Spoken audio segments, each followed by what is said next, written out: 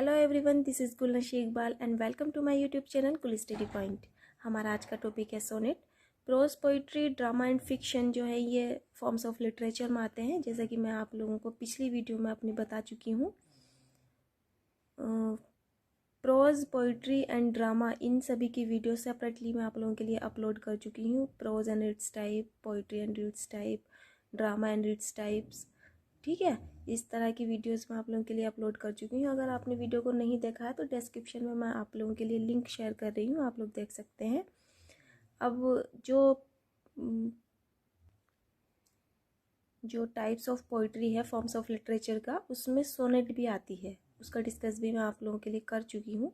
But आज मैं आप लोगों के लिए सोनेट का एक सेपरेट वीडियो लेकर के आई हूँ, जिसमें हम पूरा का ब्यौरा सोनेट के बारे में जानेंगे। सोनेट कहाँ से आई, कब इसका उद्गम हुआ, कितने टाइप की होती है, किस सोनेट को किसने लिखा, सोनेट को मेन थीम क्या होता है, ये सभी के बारे में हम आज जानेंगे। तो वीडियो बहुत हेल्पफुल और बहुत इंपॉर्टेंट होने वाली है, वीडियो को पूरा देखें। ये वीडियो टीजीटी, पीजीटी, नेट और इंग्लिश लिटरेचर के स्टूडेंट्स के लिए बहुत ज़्यादा इंपॉर्टेंट है, इसलिए वीडियो को पूरा देखें। वीडियो पसंद आए तो वीडियो को लाइक करें, चैनल को सब्सक्राइब करें और हाँ, don't forget to press the bell icon. Bell icon को प्रेस करना बिल्कुल भी ना भूलें। अगर आप बेल आइकन को प्रेस नहीं करेंगे तो वीडियो के नोटिफिकेशन आप लोगों के पास तक नहीं पहुँच पाएंगे, इसीलिए घंटी बजाना बिल्कुल भी ना भूलें। So come to the point and let start with the video. Sonnet. The word sonnet is derived from the old Occitan phrase sonnet. जब the word sonnet जो शब्द है is derived लिया गया है from the old Occitan phrase, प्राचीन ऑक्टिशन phrase से sonnet के नाम से। इट्स मीनिंग, इसका अर्थ होता है लिटिल सॉन्ग, छोटा गीत। जो सोनेट है वो शब्द जो है प्राचीन ऑक्टिशन फ्रेज सोनेट से लिया गया है और इसका अर्थ होता है लिटिल सॉन्ग, ठीक है। Sonnets are classic poetic form which has been adopted across languages and around the world. Sonnets are a classic poetic form. Sonnets classic poetic form होती हैं which has been adopted across languages and around the world, जो पूरे संसार में कई भाषाओं में लिखी जाती है। देखिए, sonnet Hindi, English, Urdu, Spanish और जी फ्रेंच, जर्मन, बहुत सारी लैंग्वेजेस में लिखी जाती हैं पूरी दुनिया में। Sonnet is a poem of 14 lines. Sonnet जो है एक 14 लाइन की पोएम होती है। The main theme of the sonnet are problems and solution. जो सोनेट का थीम होता है, सोनेट जो है 14 लाइन की पोएम होती है, तो उन 14 लाइनों में क्या होता है, प्रॉब्लम होती है और उनमें उनका सोल्यूशन होता है। उन 14 लाइनों के अंदर पोइट प्रॉब्लम भी खड़ी कर देता है और उसका सॉल्यूशन भी बता देता है। तो जो सोनेट का मेन थीम होता है वो प्रॉब्लम एंड सॉल्यूशन होता है।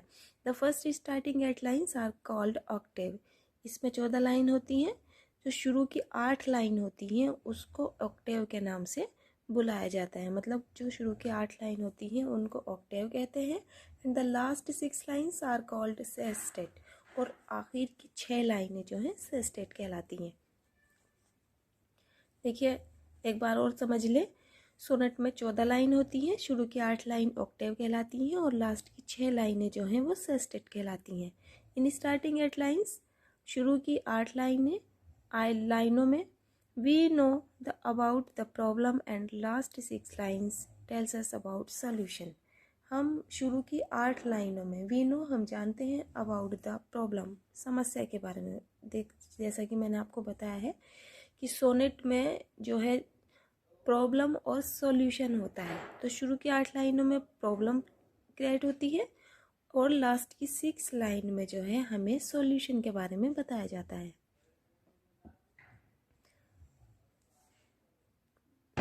देखिए, शुरू की 8 लाइन में प्रॉब्लम होती है, तो जब प्रॉब्लम से कवि पोइट एकदम से टर्निंग पॉइंट पर उसके सॉल्यूशन पर आता है, तो 8वीं लाइन से जो 9वीं लाइन होती है वो एकदम से अपने मतलब प्रॉब्लम से सॉल्यूशन पर आता है, तो एकदम से टर्निंग पॉइंट पर आता है। तो उस टर्निंग पॉइंट को हम क्या कहते हैं, वोल्टा कहते हैं। ये टर्निंग पॉइंट कौन सी लाइन में आता है? ये नवी लाइन में आता है। जब प्रॉब्लम से निकलकर पॉइंट सॉल्यूशन में आता है तो वो जो लाइन टर्निंग पॉइंट होता है, जो टर्न होता है पॉइंट का, उस टर्न को हम वोल्टा कहते हैं। वो वोल्टा जो है वो नवी लाइन में आता है।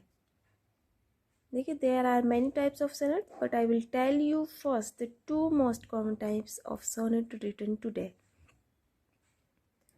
देखिए, सोनेट्स कई तरह की होती है, लेकिन जो 2 तरह की होती है, जो 2 प्रकार हैं, जो बहुत ज़्यादा फेमस हैं, जो आज के टाइम में बहुत ज़्यादा फेमस हैं और जिनमें ज़्यादातर सोनेट्स लिखी गई हैं, मैं पहले उनके बारे में बताऊंगी और बाद में दूसरे सोनेट्स के बारे में बताऊंगी। इसीलिए वीडियो के साथ बने रहिए, वीडियो को पूरा देखें क्योंकि वीडियो बहुत ज़्यादा हेल्पफुल होने वाली है आप लोगों के लिए। देखिए, फर्स्ट काइंड देख लीजिए, इटालियन सोनेट और पेट्रार्कन सोनेट। पहली जो सोनेट है, जो सबसे ज़्यादा प्राचीन सोनेट है, जहाँ से सोनेट का इन्वेंशन हुआ था, वो कौन सी सोनेट है? इटालियन सोनेट है। इंग्लिश सोनेट से भी ज़्यादा पुरानी सोनेट जो है इटालियन सोनेट है। इटालियन सोनेट को पेट्रार्कन सोनेट भी कहा जाता है। Italian sonnet is the oldest type of sonnet. Italian sonnet sonnet का सबसे प्राचीन प्रकार है। Italian sonnet invented by the Giacomo da Lentini. Italian sonnet का आविष्कार किया गया था by the Giacomo da Lentini in 13वीं सेंचुरी, 13वीं शताब्दी में जियाकोमो द लैंटिनी के द्वारा। जो हमारी सबसे प्राचीन सोनेट कौन सी है? Italian sonnet. इटालियन सोनेट को पेट्रार्कन सोनेट भी कहा जाता है और इसका इन्वेंशन किसने किया था? जियाकोमो द लैंटिनी ने। कौन सी शताब्दी में? 13वीं शताब्दी में। तो you have to remember that the inventor of sonnet is Giacomo da Lentini। और किस सेंचुरी में किया था? 13th सेंचुरी में। He only invented the form of sonnet। उसने सिर्फ सोनेट की फॉर्म को इन्वेंट किया, मतलब जो सोनेट का आविष्कार किया वो जियाकोमो दा लैंटिनी ने किया। बट किंतु Francesco Petrarch made sonnet famous. लेकिन फ्रांसिस्को पेट्रार्क ने सोनेट को प्रसिद्ध किया। देखिए, ये याद रखने वाली बात है। जियाकोमो दा लैंटिनी ने सिर्फ उसका आविष्कार किया, लेकिन फेमस उसको पेट्रार्कन ने किया, सोनेट को। He was an Italian poet. जो पेट्रार्कन थे वो एक इटालियन पोइट थे। Petrarchan wrote sonnet for his beloved named Laura. Petrarchan ने सबसे पहले सोनेट लिखनी शुरू की, और किसके लिए लिखनी शुरू की? अपनी प्रेमिका लोरा के लिए। इन इटालियन लैंग्वेज, इटालियन भाषा में। देखिए, सबसे पहले जो सोनेट का इन्वेंशन किया, याद रखिए इस बात को, वो किसने किया? जियाकोमो दा लैंटिनी ने, 13वीं शताब्दी में। ठीक है, तो सिर्फ उसने इन्वेंशन किया, इसको जो फेमस किया वो पेट्रार्कन ने किया। पेट्रार्कन कौन थे? वो एक इटालियन पोइट थे। और इटालियन पोइट जो पेट्रार्कन थे, उन्होंने पोइट जो सोनेट्स किसके लिए लिखी? अपनी बिलव्ड लोरा के लिए। किस भाषा में? इटालियन लैंग्वेज में, इटालियन भाषा में। This 14 lines poem are called Petrarchan sonnet. और ये 14 लाइन की पोएम क्या कहलाने लगी? Petrarchan sonnet. क्योंकि सबसे पहले जो सोनेट लिखी वो पेट्रार्कन ने लिखी, तो उन्हीं के नाम के आधार पर सोनेट को पेट्रार्कन सोनेट भी कहा जाने लगा। Petrarchan sonnets were divide into 2 parts. Petrarchan sonnet जो है 2 भागों में डिवाइड की जाती थी, जिसको क्या कहते हैं हम? Octave and sestet. शुरू की 8 लाइन जो है वो ऑक्टेव कहलाती थी और बाद की 6 लाइनें जो है सेस्टेट कहलाती थी। The rhyme scheme of Petrarchan sonnet is A B B A B B A C D E D C E। देखिए, जो पेट्रार्कन सोनेट है उसमें 14 लाइनें तो सभी सोनेट में होती हैं, तो पेट्रार्कन सोनेट में भी 14 लाइन हुई, और 14 लाइनों में से शुरू की 8 लाइन ऑक्टेव कहलाई और बाद की 6 लाइन जो है वो सेस्टेट कहलाई। और इसमें राइमिंग स्कीम क्या है? A B B A. ये आपको याद रखने वाली बात है। A B B A C D E D C E, ये राइम स्कीम है पेट्रार्कन सोनेट की। ठीक, in Petrarchan sonnets questions are asked in the octave. Petrarchan sonnet में देखिए मैंने बताया था कि प्रॉब्लमेटिक होते, प्रॉब्लम और सॉल्यूशन इसका मेन थीम होता है। तो प्रॉब्लमेटिक क्वेश्चंस पूछे जाते हैं। शुरू का जो ऑक्टेव हमारा होता है उसमें प्रॉब्लमेटिक क्वेश्चंस पूछे जाते हैं, ठीक है। And the answers are given in the sestet. तो शुरू की जो 8 लाइन है उसमें कवि सिर्फ क्वेश्चंस पूछता है ना, प्रॉब्लम खड़ी करता है, और जो से स्टेट है उसमें सॉल्यूशन देता है। उसके उन क्वेश्चंस के आंसर जो है से स्टेट में दिए जाते हैं। After the end of octave, octave के अंत में there is a turn comes in 9th line that is called volta. जो मैंने आपको पहले भी बताया है, ऑक्टेव के बाद में से स्टेट जब शुरू होता है तो एक टर्निंग पॉइंट आता है, उस टर्निंग पॉइंट को हम वोल्टा कहते हैं। जब पॉइंट प्रॉब्लम से सोल्यूशन पर आता है तो एक टर्न लेता है, उस टर्न को वोल्टा कहते हैं। और ये टर्न जो है वोल्टा जो है ये नवी लाइन पर आता है। First the sonnets are written in Italian language not English language. पहले जो है सोनेट्स इटालियन लैंग्वेज में लिखी गई, ना कि इंग्लिश लैंग्वेज में। तो ये पॉइंट भी आप लोगों के लिए याद करने योग्य है, इसको याद रखिए। आई होप आपको सोनेट के बारे में काफ़ी पता चल चुका होगा अब तक।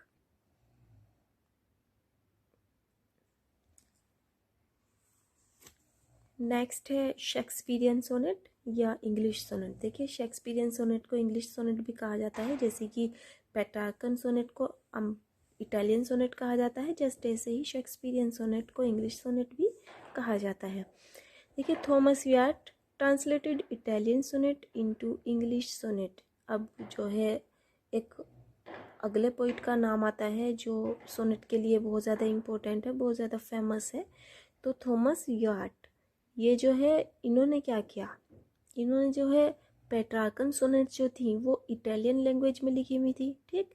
तो उन लैंग्वेज में लिखी हुई सोनेट्स को ही थॉमस यार्ट ने इंग्लिश में ट्रांसलेट किया था, ठीक है। So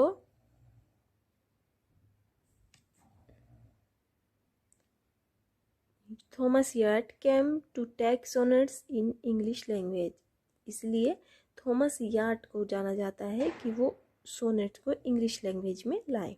Thomas Wyatt was a famous poet of 16th century. Thomas Wyatt कौन थे? वो एक प्रसिद्ध कवि थे ऑफ 16th सेंचुरी, 16वीं शताब्दी के। He translated Petrarchan's work from Italian to English language. उन्होंने क्या किया, उन्होंने जो पेट्रार्कन वर्क था, जो पेट्रार्कन के क्या गया वर्क था, जो सोनेट्स थी वो इटालियन लैंग्वेज में थी, तो उन्होंने इटालियन लैंग्वेज से उन सोनेट को इंग्लिश लैंग्वेज में ट्रांसलेट किया। But the Earl of Surrey, लेकिन अर्ल ऑफ सरे ने change the structure of sonnet. उन्होंने सोनेट के स्ट्रक्चर को चेंज कर दिया। देखिए थॉमस यार्ट ने क्या किया, जो पेट्रार्कन सोनेट थी उस सोनेट को उन्होंने इंग्लिश में ट्रांसलेट किया, इटालियन से इंग्लिश में, लेकिन कोई भी चेंजिंग उन्होंने नहीं किया। थॉमस यार्ट के बाद कौन आते हैं? अर्ल ऑफ सरे। इन्होंने क्या किया, इन्होंने जो था सोनेट का स्ट्रक्चर वो पूरी तरह से चेंज कर दिया। He did not follow Petrarchan sonnet structure. उन्होंने पेट्रार्कन सोनेट के स्ट्रक्चर को फॉलो नहीं किया। He changed the rhyme scheme of English sonnet and sonnets are written. He did not follow Petrarchan sonnet structure. उन्होंने Petrarchan sonnet की structure को follow नहीं किया। He changed the rhyme scheme of English sonnet, और उन्होंने क्या किया, जो राइम स्कीम थी उसको भी चेंज कर दिया। And sonnets are written in iambic pentameter, और उन्होंने जो ऑक्टेव और सेस्टेट थे उसके रूल को फॉलो ना करके उन्होंने एक अपना पर्सनल रूल बनाया, पर्सनल स्ट्रक्चर बनाया, जिसको हम आइम्बिक पेंटामीटर कहते हैं। He made 3 quadrants of 4 lines each and 1 couplet. उन्होंने क्या किया, ऑक्टेव और सेस्टेट की जगह उन्होंने 3 क्वाड्रेंट्स बनाए और 4 लाइन्स, 4 लाइनों के एंड 1 कपलेट और एक लास्ट में कपलेट। कपलेट मीन्स होता है 2 लाइन। 4 लाइनों के 3 स्टेंजा बनाए और लास्ट के 2 लाइनों का एक स्टेंजा बनाया। जो 4 लाइन का स्टेंजा होता है उसे क्वाड्रेंट कहते हैं, और जो 2 लाइन का स्टेंजा होता है उसे कपलेट कहते हैं। तो उसमें 3 क्वाड्रेंट हुए और एक कपलेट हुआ। तो ये जो राइम स्ट्रक्चर है, ये जो मतलब जो पेट्रार्कन स्ट्रक्चर को फॉलो ना करके अपना पर्सनल स्ट्रक्चर बनाया, उस स्ट्रक्चर को किसने नाम दिया? तो आर्लोव सोरेन ने। The theme of these type sonnets were also problem and solution. लेकिन इन्होंने थीम में इन्होंने भी कोई चेंजिंग नहीं की, इन्होंने भी इसका थीम यही रखा, प्रॉब्लम और solution. The rhyme scheme of the Shakespearean sonnet is A B C D E F G G. और इसका राइम स्कीम भी इन्होंने चेंज कर दिया था, मतलब जो पेट्रार्कन सोनेट का राइम स्कीम है उससे अलग शेक्सपियरियन सोनेट का राइम स्कीम है।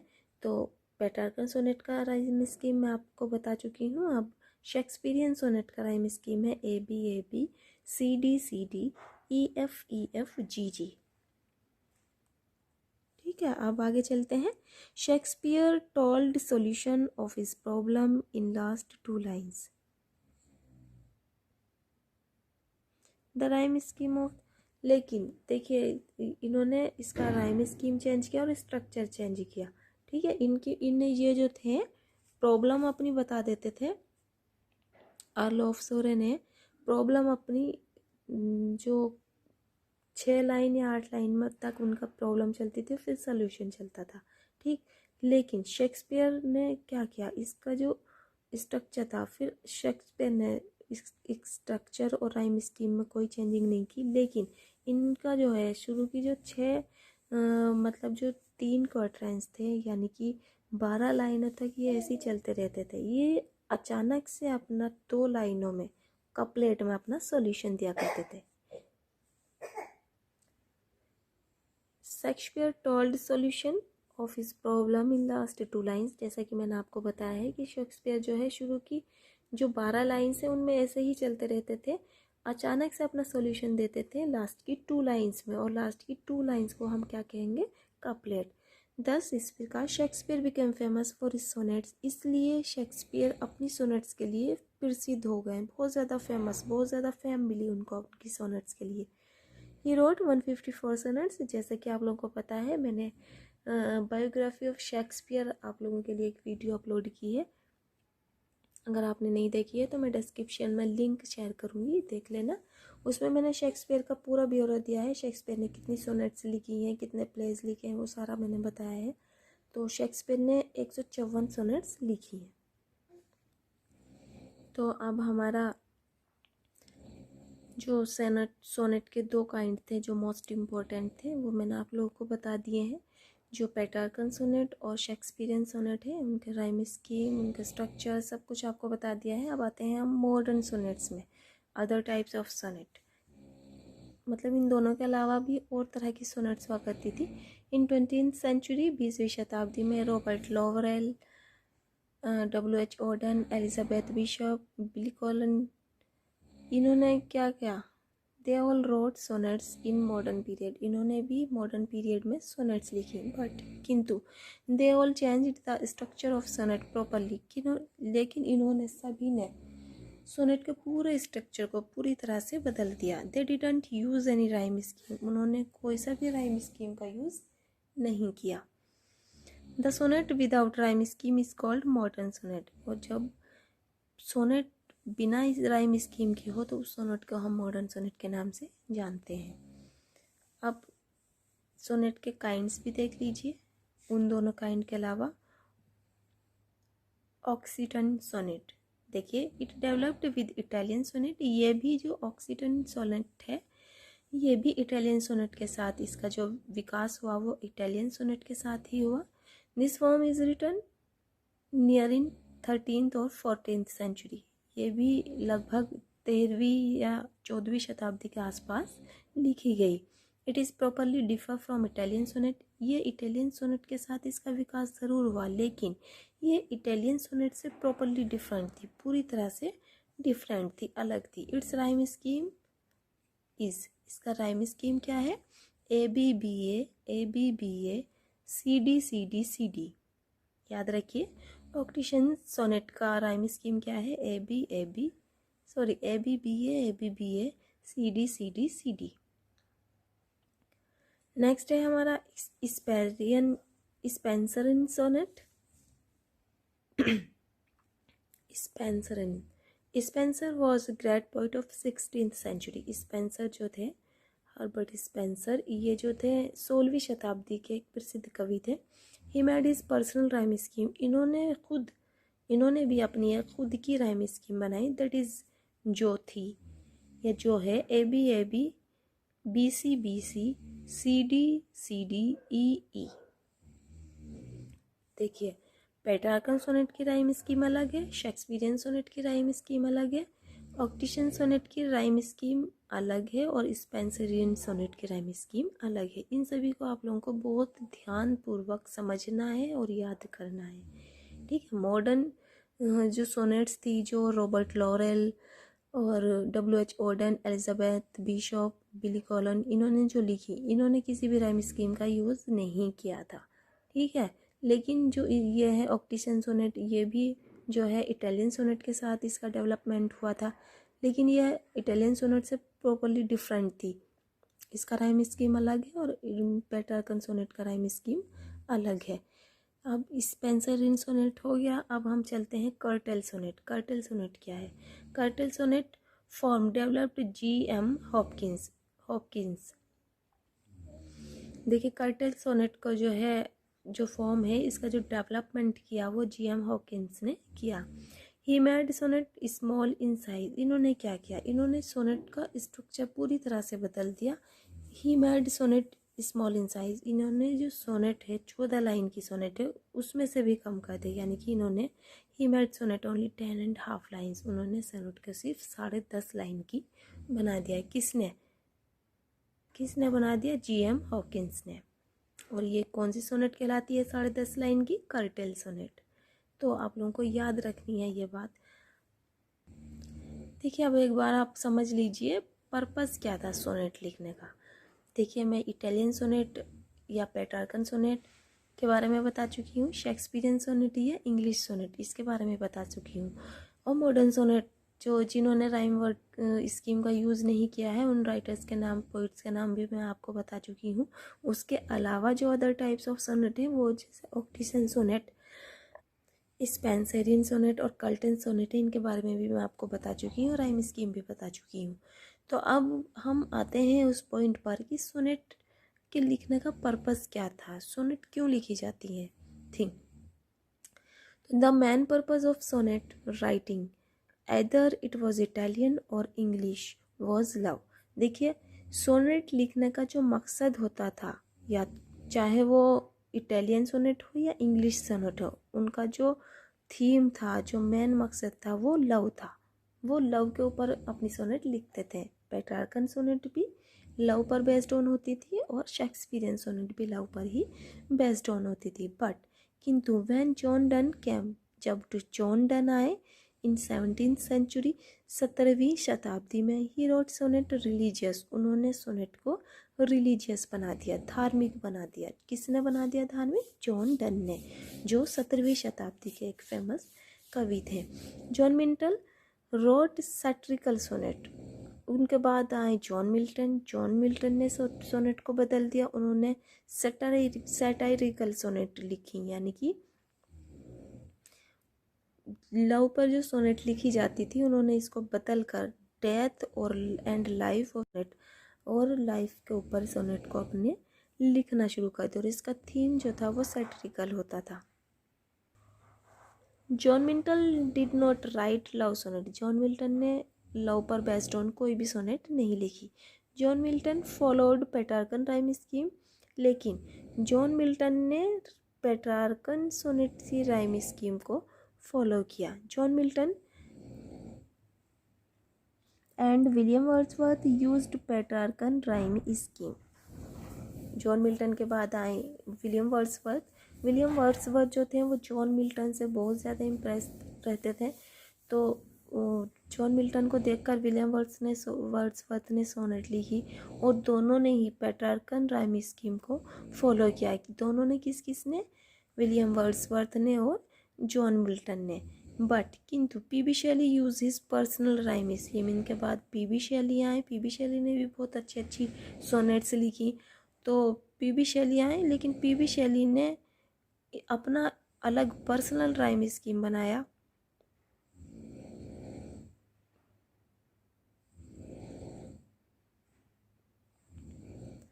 दैट वाज, इसका राइम स्कीम क्या था?